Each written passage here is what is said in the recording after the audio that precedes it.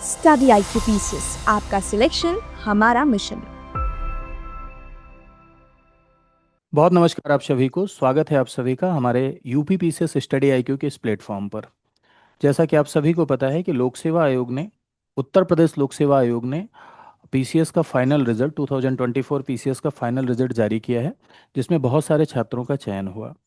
और इसी कड़ी में हमारे साथ हैं आंचल त्यागी जी, जिनका चयन डिप्टी जेलर के पद पर हुआ है। हम उनसे कुछ बातचीत करेंगे और ये जानने का प्रयास करेंगे कि आखिर तैयारी के दिनों में हम कैसे आगे बढ़ें और जो चैलेंजेस आते हैं, जो चुनौतियां आती हैं, हम उन्हें कैसे फेस करें। साथ ही साथ अगर आप किसी सिलेक्टेड कैंडिडेट की बातों को सुनते हैं और सुनकर उससे आप मोटिवेट होते हैं या उससे आप इंस्पायर होते हैं, तो ये बड़ी अच्छी चीज़ है। मेरे भाइयों, समाज में बहुत सारे लोग अच्छा काम कर रहे हैं और समाज में जो लोग अच्छा काम कर रहे हैं, अगर हम उससे कुछ सीखते हैं तो इसमें कुछ बुरा नहीं है, क्योंकि समाज में अच्छे लोगों से सीख कर ही हम आगे बढ़ सकते हैं। तो इसी सिलसिले में हम लोग बातचीत करेंगे। तो आंचल जी, आपका स्वागत है स्टडी आईक्यू के प्लेटफॉर्म पर। और सबसे पहले तो मैं आपको शुभकामनाएं अर्पित करता हूं, ढेर सारी शुभकामनाएं हमारे स्टडी आईक्यू परिवार की तरफ से कि आप चयनित हुई। और भविष्य के लिए भी शुभकामना कि आगे चल के आप देश और समाज के विकास का माध्यम बने, आपके माध्यम से देश में सारे अच्छे कार्य हों। ढेर सारी शुभकामनाएं चयन के लिए। Thank you sir. Thank you. अच्छा। मेरा नाम आंचल त्यागी है। इस बार ये यूपी पीसीएस में मेरा दूसरा प्रयास था और अच्छा जिसमें अच्छा। मुझे डेप्यूटी जेलर की पोस्ट अलॉट हुई है। अच्छा अच्छा, डिप्टी जेलर में आपकी कौन सी रैंक है? सर ये 6th रैंक है। अच्छा, डिप्टी जेलर में। ठीक है, जी हिंदी सर। माध्यम था आपका या अंग्रेजी माध्यम? नहीं सर, इंग्लिश मीडियम था। इंग्लिश मीडियम था। ठीक है। तो अक्सर अभ्यर्थियों के मन में ये प्रश्न रहता है कि हम तैयारी के दौरान कौन सा माइंडसेट रखें, यानी हम कैसे प्रिपेयर करें, प्री ओरिएंटेड पढ़ाई करें या मेंस ओरिएंटेड पढ़ाई करें या दोनों को एक साथ लेकर चलें। आपने अपने इस तैयारी के दौरान कौन सा रास्ता अपनाया, कैसे प्रिपेयर किया? ब्रीफ में बताइए कि मतलब प्री मेंस इंटरव्यू तीनों को एक साथ आपने कैसे प्रिपेयर किया। सर क्योंकि मेरा जो प्रीलिम्स है बहुत वीक पॉइंट है, आज भी हम्म। है, अभी भी है। तो मैंने प्रीलिम्स को ज़्यादा टाइम दिया है एज़ कम्पेयर टू मेंस। जैसे अच्छा। 2024 में दिसंबर में पोस्टपोन हो गया था एग्ज़ाम, तो ये हम्म मानिए कि जुलाई से दिसंबर तक I was doing prelims only. वो हम्म मेंस बीच में शिफ्ट होता था, पर ऐसा नहीं, हम्म वो हम्म इंडिविजुअल की चॉइस रह सकती है इसमें कि कई हम्म लोगों का प्रीलिम्स बहुत अच्छा होता है, ऑब्जेक्टिव पोर्शन। पर हम्म मैंने हम्म प्रीलिम्स में ध्यान लगाया था ज़्यादा, क्योंकि हम्म घटना चक्र के जो एमसीक्यूज़ थे, उनका समरी बनाना था, नोट्स बनाना था, उसको हम्म रिवाइज़ करना था। तो इस सब हम्म के लिए, और बाकी तब भी ये बॉर्डर पे ही क्लियर हुआ है अगर मैं कहूँ आपको। तो prelims hmm. Was always my weakest point जो इस प्रिपरेशन में रहा है। तो उसको ज़्यादा टाइम दिया है। अच्छा, तो कैसे प्रिपेयर किया प्री के लिए आपने, कैसे मतलब मैनेज किया जब आपका वीकेस्ट पॉइंट था, तो कैसे प्री में आपने अपने आप को इस काबिल बनाया कि आपने क्रैक किया? सो इसमें मैं क्रेडिट देना चाहूँगी अपनी फ्रेंड को, आस्था, हम्म आस्था चौधरी को। सर हम्म उन्होंने क्या किया था इसमें, वो उनका प्री बहुत मज़बूत था, हमारी लाइब्रेरी हम्म में आती थी। तो उनके हम्म साथ मैं I I used to do the paper, जो मॉक टेस्ट होते हैं वो। और हम्म फिर हम दोनों मैच करते थे कि कैसे, तो उनका स्कोर काफ़ी हम्म अच्छा रहता था, तो मैं पूछती थी कि क्या कर रहे हो, क्या नहीं। तो she hmm always used to recommend कि जो जितने भी प्रीवियस ईयर क्वेश्चन्स हैं, वो लर्न कर लो और ये हो हम्म। जाएगा। एलिमिनेशन से कैसे भी ये आप आंसर तक पहुँच जाओगे। तो इनका अच्छा, इसमें आपकी बहुत बड़ा रोल आपकी था। बातों का अगर मैं कंक्लूजन निकालूं तो पीवाईक्यूज और कुछ मॉडल क्वेश्चंस, जैसे मान लीजिए कि हिस्ट्री पॉलिटी प्रैक्टिस, हाँ। ज्योग्राफी है। मान लीजिए पॉलिटी है, मैं पॉलिटी का मास्टर हूं तो उसी का उदाहरण लेता हूं। जैसे पॉलिटी है तो पॉलिटी में मान लीजिए कि आपने 2000 सवाल कम से कम 3 बार 4 बार 5 बार सॉल्व किए। ठीक है, उन 2000 क्वेश्चंस में पीवाईक्यू भी हो सकते हैं, मॉडल क्वेश्चंस भी हो सकते हैं, तो ये बहुत बढ़िया होता है प्री के लिए, है ना? ऐसा ही कुछ आपने किया? जी सर। ठीक है। अच्छा, मेंस के लिए क्या स्ट्रेटजी अपनाई आपने? सर मेंस के लिए हर जो जितने भी टॉपिक्स हैं उन पे शॉर्ट नोट्स हों और उनका हम्म रिवीजन कई बार हो। इसके हम्म साथ-साथ जो टेस्ट हम लोग देते हैं वो, हम्म। ये अपनाया है थ्रू आउट।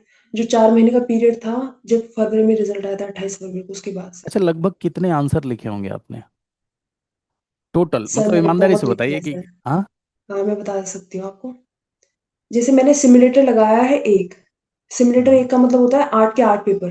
तो आप देख हम्म लीजिए कितना बैठता है। उसके बाद हम्म फुल लेंथ मैंने जीएस 4 के 4 लिखे हैं लगभग। हम्म आंसर राइटिंग तो मैंने काफ़ी की है। ये मान लीजिए हम्म कि my father used to write answers, मतलब जो क्वेश्चंस होते थे ना, मैं घर पे रह के तैयारी कर रही हूँ, तो हम्म प्रिंटेड निकलवाने के लिए टाइम लगेगा या कुछ, तो मैं पापा को पहले दे देती थी कि कल मेरा टेस्ट है, आप क्वेश्चंस लिख दीजिए। इसके लिए 2 हम्म पेज छोड़ने हैं, 10 नंबर वाले उसके हम्म 8 नंबर वाले क्वेश्चन के लिए और 12 नंबर वाले के लिए आपको 3 पेज हम्म छोड़ने हैं। तो ये हम्म। सब मैंने आंसर राइटिंग तो ठीक-ठाक की है इसमें, मुझे जो लगता है। अच्छा, देखिए बहुत बढ़िया बात हिंदी आपने को इग्नोर बताई। किया है। मैं एक और बात इसमें ऐड करना चाहूँगी, मैंने हिंदी को लाइटली लिया है और इसी वजह से मेरा रैंक डाउन गया है। बाकी मार्कशीट से पता चलेगा।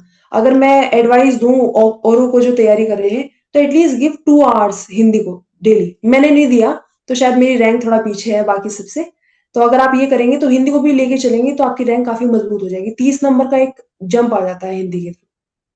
देखिए बहुत बढ़िया बात आपने बताई। मैं ओवर और कंक्लूजन अगर बताऊँ तो आपने ये कहा कि मेंस के लिए आपने ढेर सारे आंसर लिखे, मेंस के लिए आपने प्रैक्टिस की, जितना आपसे हो सका उतना आपने मेंस के लिए प्रैक्टिस की। ठीक है, फुल लेंथ के भी आपने जो GS1 GS2 होता है, आपने एक साथ भी मॉडल आंसर लिखे, मतलब टेस्ट सीरीज के मोड में, और वैसे भी आपने लिखे। तो अगर मैं सेक्शनल एंड मानूं, फुल लेंथ ये। हाँ फुल लेंथ और सेक्शनल दोनों आपने लिखे, अगर मैं मानूं तो कुल मिला के 200-300 सवाल तो आपने लिखे ही होंगे पूरी तैयारी के दौरान, अगर देखा जाए तो। ज़्यादा सर, इससे तो ज़्यादा, ज़्यादा। तीन चार हाँ सौ सर। हाँ सर, इतना हो गया तीन होगा। चार सौ बढ़िया है। 300-400 सवाल आपने लिखे, तो ये एस्पिरेंट के लिए एक अच्छी बात है कि अगर आप 300-400 सवाल लिखते हैं, 8 पेपर होते हैं, और एक तो हिंदी और आलेखन वाला अगर छोड़ दो, तो निबंध को मिला के 7 हो गए, और इन 7 में अगर आप 300-400 सवाल लिखते हैं तो ये बहुत बड़ी बात होती है। जाहिर सी बात है कि सिलेक्शन होगा। लेकिन एक अच्छी बात आपने कही कि हिंदी को लोग जो है लाइटली ले लेते हैं, हिंदी को लोग वेटेज नहीं देते हैं, और हिंदी स्कोरिंग सब्जेक्ट है, रैंक दिलाने में आपकी मदद करता है। और ये यस बात सर। हमारे हिंदी के साथी हैं, विवेक सर इसी प्लेटफॉर्म पे पढ़ाते हैं, वो अक्सर ये कहते रहते हैं कि हमको लोग पीछे छोड़ देते हैं कि हिंदी नहीं पढ़ते हैं, उनको लगता है हुँ। हिंदी तो हो ही जाएगा, लेकिन ऐसा है नहीं। हिंदी पर आपको फोकस करना चाहिए। हिंदी एक ऐसा सब्जेक्ट है कि जो कि वो 300 नंबर होता है, अगर आप ढंग से तैयारी कर लीजिए तो रैंक दिलाने में सबसे ज़्यादा मदद करने में अगर भूमिका किसी विषय की है कि वो हिंदी की है। ठीक है, तो जैसा कि आंचल जी ने कहा कि भाई मेरी रैंक कम आई, इसके पीछे का सबसे बड़ा रीज़न ये है कि हमने हिंदी को लाइटली लिया। तो आप सभी एस्पिरेंट के लिए ये है कि हिंदी को लाइटली लेना नहीं है। जीएस के जो भी पेपर्स हैं उनको आप अच्छे से प्रिपेयर करिए, लेकिन हिंदी को भी प्रिपेयर करिए। अच्छा, एक सवाल आपसे ये है कि तैयारी के दौरान कभी कभी क्या होता है कि आदमी डिप्रेस हो जाता है, कभी कभी होता है अरे मुझसे नहीं हो पाएगा, या कभी कभी बहुत सारी चीज़ें होती हैं भाई। आदमी का जीवन सिचुएशनल होता है, परिस्थिति जन्य होता है, तो हर व्यक्ति परिस्थितियों का शिकार है। बहुत सारी सिचुएशन ऐसी आती हैं जो हमें मतलब दिक्कत देती हैं, बाधा पैदा करती हैं हमें आगे बढ़ने में। तो आपने कैसे अपने आप को मोटिवेट किया, ये आप हमारे छात्रों को बताइए जिससे वो भी मोटिवेट हो सकें। सर ये मैं मतलब एडवाइस कर सकती हूँ क्योंकि ये मेरा ज़ोन है अगर मैं बात करूँ। मैं कविताएँ लिखती हूँ तो कविताओं से काफ़ी इमोशन निकल जाते हैं। इसके अच्छा। बाद मैं स्टैंड अप कॉमेडी करती हूँ। जो भी मेरा एग्ज़ाम फेल होता था तो I used to hmm. Go to the library और फिर लाइब्रेरी में सबको बिठा के मैं कहा देखो मैंने क्या करके आई हूँ। और किसी की त्रासदी किसी के लिए हास्य का साधन बन जाता है, तो वो हम्म निकल जाता था। अब जैसे बिहार हम्म बीपीएससी का एग्ज़ाम दिया, फेलियर्स काफ़ी हम्म देखे हैं लाइफ में पर मैंने ना ऐसे डील कर लिया, क्या ही हो हम्म गया। तो बीपीएससी का एग्ज़ाम हुआ, उसमें आते हुए रेलवे स्टेशन पे पापा का मोबाइल चोरी हो गया। And I hmm was joking through out जो जर्नी थी उसमें मैंने कहा पापा कोई बात नहीं, हम दान भी नहीं करते हैं, शायद ये दान के फॉर्म में हुआ है, ये और वो, आप फ़ोन ज़्यादा चलाने लगे हो, शायद ये हम्म भगवान का इशारा है, ये सब चीज़ें। तो I used to take things lightly, जो मेरे हाथ में नहीं है, उन पे हम्म मुझे पछतावा करके या मेरा इतना टाइम लग गया, ये कुछ फ़ायदा नहीं है। तो ये मैंने इस जर्नी के थ्रू ही अपनी ये पर्सनैलिटी जो है इस पे लेके गई। पहले मैं बहुत रोया करती थी चीज़ों को लेके, ये क्यों नहीं हम्म। हो रहा है, ये नहीं हो रहा है। अब जो कंट्रोल में है उन पे फ़ोकस करती हूँ। बाकी बाहर में जाए मतलब सिंपली अगर मैं कहूँ तो, बहुत बढ़िया इतना बात मैंने आपने रखा है। कही, बहुत तो बढ़िया काफ़ी बताया तरीके हो आपने। सकते हैं, पोएट्री है, स्टैंड अप कॉमेडी है, फ्रेंड से बात करना है। अपने जो भी आप को हॉबीज मेंटल हो। स्थिति शुड बी प्रायोरिटी। अगर आपने हम्म सिलेक्शन ले भी लिया और आपकी हम्म मेंटल स्थिति सही नहीं है, with a bad hmm health, mental और फिजिकल, तो आप हम्म उसका उसका लाभ नहीं उठा पाएँगे। जो आप करने के लिए आए हम्म हैं जॉब में, वो आप कर नहीं पाएँगे। तो मेरे हिसाब से hmm mental health should be priority और सब में इतनी कैपेबिलिटी होती है, एटलीस्ट वो रोज़ी-रोटी का इंतज़ाम कर लेते हैं। तो मैं तो ये कहती हम्म थी अपने फ्रेंड से, "कोई नहीं, मैं तो बोल के कमा लूँगी और जॉब तो मैं ऐसे दे रही हूँ।" तो हम्म। ये सब चीज़ें चलती रहती है through out the journey. Very happy kind of a person I am, मतलब ऐसे दुखी-वुखी नहीं होती हूँ।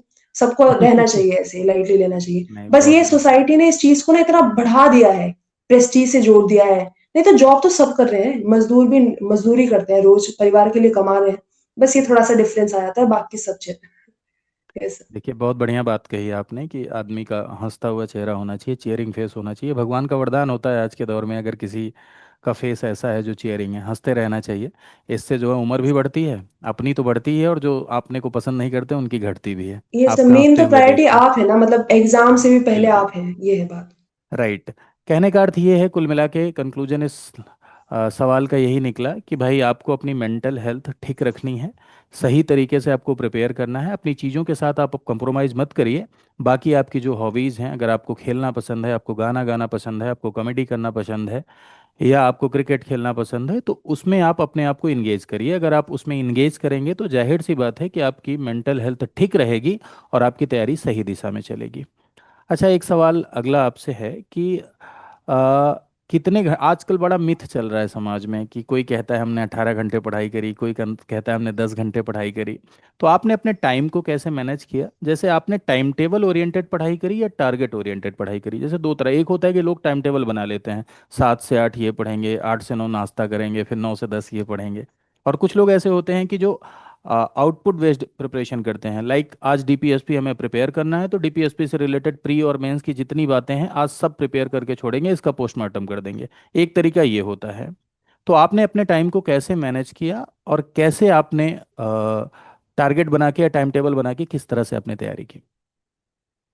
सर मैं इसमें सच बताऊं तो दोनों ही तरीके मेरे पे फॉलो नहीं हो पाए। हम्म। टारगेट बेस भी, टारगेट मैं ओवर टारगेट बना लेती थी कि ये तो मैं कर ही हम्म। लूंगी, तो वो फेल हो जाता था आइडिया। और फिर ये हम्म। 9 to 10 ये तो कभी पॉसिबल ही नहीं था, मतलब ऐसे हम्म। बंधना बिल्कुल टाइम में। तो मैंने हम्म। क्या किया, मैंने अपना जो जितना भी वर्क किया है वो किया है टेस्ट के बेस पे, कि पापा को हम्म। कह दिया कि पापा आप आंसर लिखे रखो, ये मैं टेस्ट इस दिन दूंगी। अब चाहे मेरा हम्म। सिलेबस हुआ है या नहीं हुआ, मैंने टेस्ट लिखा है। तो हम्म। एवरीथिंग वाज बेस्ड ऑन कि टेस्ट इस दिन देना है, और चाहे हुआ है नहीं हुआ है, कंप्लीट किया है नहीं किया है, देना है, मतलब प्रैक्टिस पे ही बेस्ड था। टारगेट तो मेरे आखिरी दिन तक भी खत्म नहीं हुए थे सर, मैं अगर सच बताऊं इसमें, तो उसका इतना लोड नहीं लेना।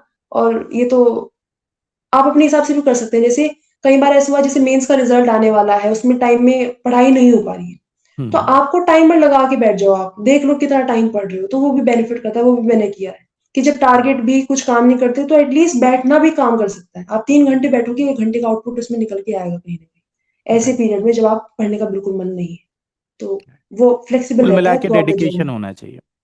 हाँ, मेंस में काफी डेडिकेशन रहता है, मेंस में सब पढ़ते हैं। पर हम्म। जो पीरियड ये बीच बीच में आते रहते हैं ना, मेंस के बीच का, इंटरव्यू के बीच का टाइम नहीं देते, तो फिर इसमें ऐसा कर हम्म। सकते हैं। हम्म। अच्छा, एक सवाल आपसे और है कि जैसे मान लीजिए कि किताबों को लेकर भी बहुत सारे मिथ्स चलते हैं। किताबों को लेकर ये मिथ चलता है कि बहुत सारे, आजकल तो ऐसा हो गया, एक ज़माना था कि जब मार्केट में बहुत सारे सोर्स नहीं हुआ करते थे, लेकिन आज तो ऐसा ज़माना आ गया है कि मार्केट में संसाधन भी ढेर सारे हैं, ढेर सारे रिसोर्सेज मार्केट में उपलब्ध हैं। ऐसे में एस्पिरेंट रिसोर्सेज का चयन कैसे करें, कैसे रिसोर्सेज को एस्पिरेंट सेलेक्ट करे? कौन सी ऐसी किताबें हैं जो सबसे ज़्यादा आपकी तैयारी में आपको मदद दी हैं? ऐसी कुछ तो टेक्स्ट बुक होंगी ना। जनरली क्या होता है कि बिना टेक्स्ट बुक पढ़े कोई भी टॉपर नहीं बनता, कोई भी सिलेक्ट नहीं होता। तो कुछ ना कुछ किताबें आपने पढ़ी होंगी, आपको उससे मदद मिली होगी। तो आप एस्पिरेंट को बताइए कि कौन सी ऐसी किताबें हैं जो सबसे बेस्ट मोड में इस समय अच्छा सोर्स बन सकती हैं। सर मेरा जो बेसिक जो प्रिंसिपल काम किया वो उसमें ये था कि अगर कोई बुक उठाई है तो उसको रिवीजन करना है, या तो मैं हम्म। उठाऊंगी नहीं। जैसे लूसेंट बहुत चलता था कि सब हम्म। सवाल लूसेंट से आ रहे हैं, ऐसे चला था। तो मुझे था हम्म। मैंने एक बार भी नहीं पढ़ी है तो मैं क्यों उठाऊंगी। तो हम्म। अपने जो भी आपने सोर्सेज एक बार डिसाइड कर लिए हैं, तो हम्म। लॉयल रहिए उनके प्रति कि हाँ हम्म। मुझे इनसे ही पढ़ के जाना है, इसके अलावा जो आएगा मैं आई विल टैकल इट। क्योंकि ऐसे हम्म। तो सोर्स में होता है ना कि आज लूसेंट से आ रहा है, अगली बार घटना चक्र से आ रहा है क्वेश्चन। पर हाँ, इसमें मेन जो सोर्स रहेगा टेक्स्ट बुक के अलावा, मैं बताना चाहूंगी प्रीवियस ईयर क्वेश्चन की बुक। कोई भी प्रीवियस ईयर क्वेश्चन की बुक है वो करनी है। इसके अलावा कोई भी टेक्स्ट बुक उठाइए, उसके प्रति लॉयल रहिए कि हाँ इसको ही घिसना है, इसको ही मार्क करना है, बार बार हाईलाइट करना है, इधर उधर नहीं भागना। ये थोड़ा ऑनेस्टी, ऑनेस्टी भी नहीं बोलेंगे इसको, स्टिक करना है इस चीज में। विश्वास अपने ऊपर रखेंगे तो किताबों पे विश्वास होगा। तो मैंने ये किया। लूसेंट मैंने खरीदी है बुक, पर मैंने कभी नहीं पढ़ी, क्योंकि मुझे वो हो ही नहीं पाया कि जब मैंने हिस्ट्री कवर कर ली है तमिलनाडु की बुक से, तो तमिलनाडु की बुक बहुत कंटेंट हैवी है एज कम्पेयर टू लूसेंट की बुक, कुछ पेजेस में हो हम्म। जाती है। हम्म। पर कईयों ने सजेस्ट भी किया, फिर मैंने नहीं किया। मैं कहा नहीं, जब मैंने मार्क किया हुआ है, I have read through out the pieces, जो भी मैंने कवर किया है, तो मैं इस पे ही स्टिक करूँगी। या प्रीवियस ईयर क्वेश्चन पे स्टिक करिए फर्स्ट ऑफ ऑल, और बाकी बुक्स कोई भी ले लीजिए, कोई भी, आपका हो जाएगा सिलेक्शन। ऐसा कुछ डिफरेंस नहीं है, सेम ही है सब बुक्स। मतलब आपका कहना है कि प्रीवियस ईयर क्वेश्चन पर विजिट करना बहुत ज़रूरी है, क्योंकि उससे आपको आइडिया डेफिनिटली। लगता है कि आने वाला एग्ज़ाम कैसा होगा, एग्ज़ाम का माइंडसेट क्या है, ये आपको पता चलता है। और दूसरी चीज़, कोई भी स्टैंडर्ड टेक्स्ट बुक जो आजकल प्रचलित है, पॉपुलर है, उनको आप पढ़िए, लेकिन एक ही किताब पर रहिए।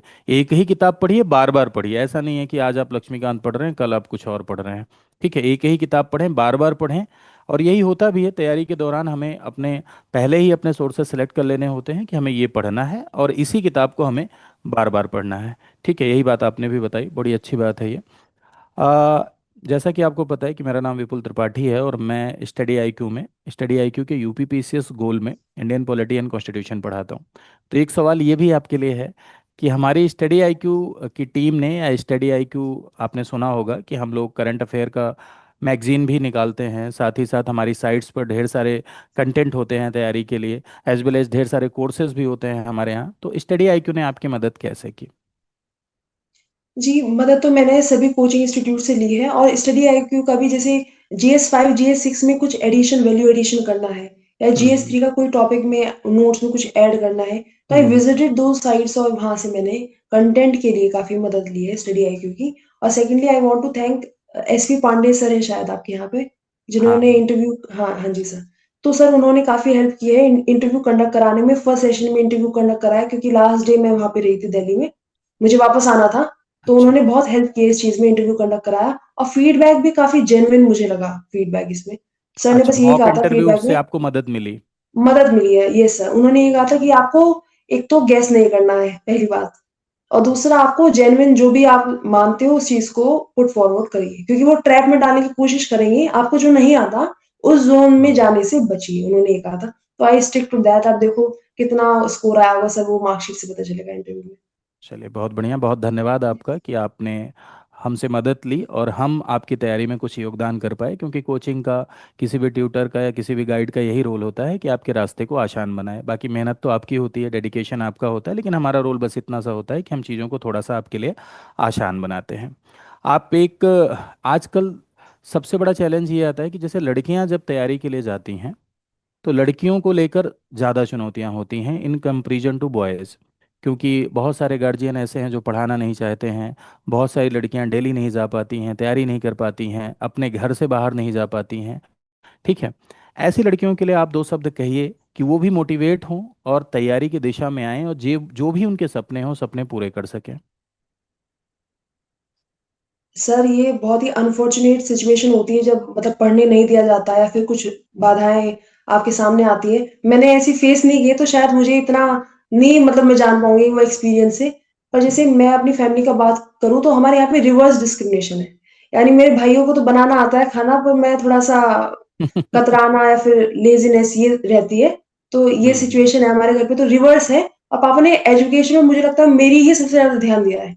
पापा बिहार एग्जाम दिलाने जा रहे हैं, यूपी यूपी का एग्जाम है, फिर सीडीएस का इंटरव्यू, हम्म। वो सीडीएस का जो रिटर्न होता है वो क्वालिफाई हुआ, उसके बाद बैंगलोर में गई हूँ एसएसबी देने। हम्म। तो ये सब हम्म। चीजें आप देख रहे हैं। तो एक का एफर्ट नहीं है, मेरी तो पूरी फैमिली इसमें लगी हुई थी हम्म। एफर्ट में। और ये यूं ही नहीं कि सिर्फ पढ़ाई से, कि पूजा करना रोज, पेरेंट्स मेरे लगे हुए हैं पूजा करने में, भगवान से मांग रहे हैं कि कुछ तो कहीं तो फिक्स करा दो इसको।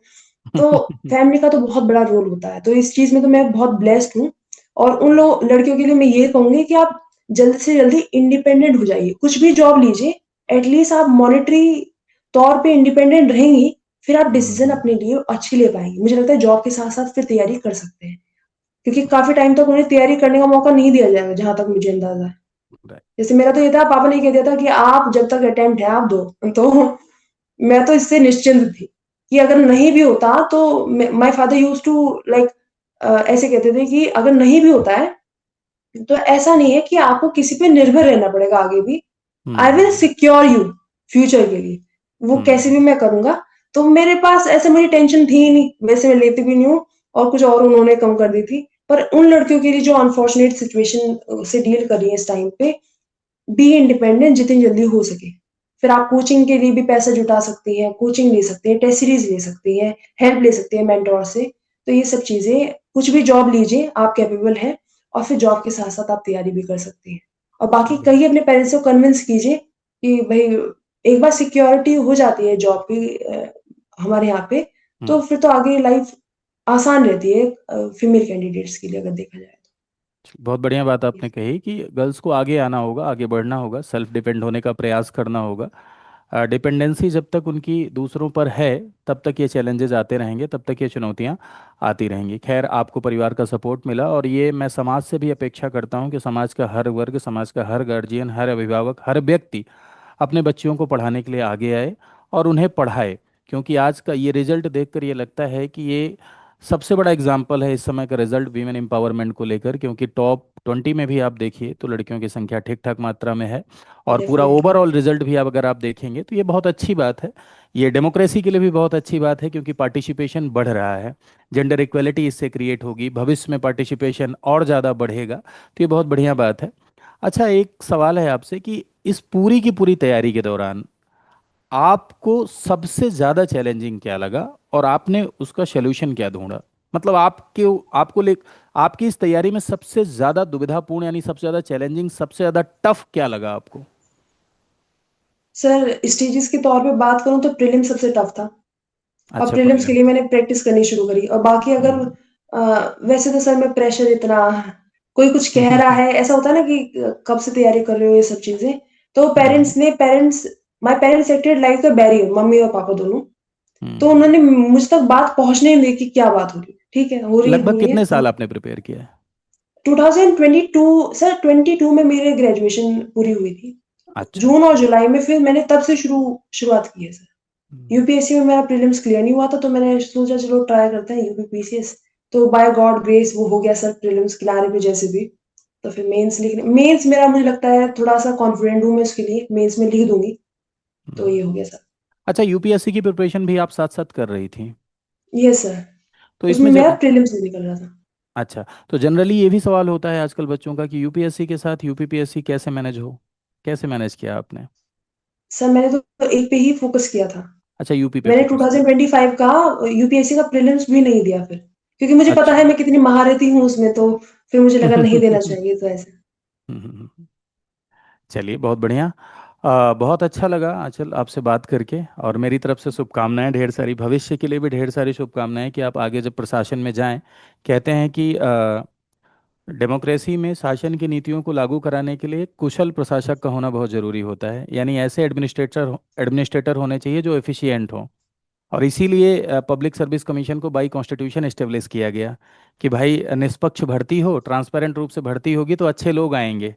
तो मेरी ये शुभकामनाएं कि समाज में आप अच्छा काम करें, आगे चल के आप मेन एम्पावरमेंट को लेकर या जिस भी जगह पर आप रहें, आप समाज के विकास का माध्यम बने। स्टडी आईक्यू की तरफ से आपको बेस्ट विशेष, ढेर सारी शुभकामनाएं। Thank you sir and best wishes to everyone who is preparing. कर रहे हैं आप, करिए अपना, मेहनत से अच्छे से कीजिए और थोड़ा अपने मेंटल हेल्थ को भी प्रायोरिटी दीजिए। खुश रहिए, खुश होकर ही इस प्रोसेस में टिका जा सकता है, यही मैं कहूँगी। Thank you so much. Thank you.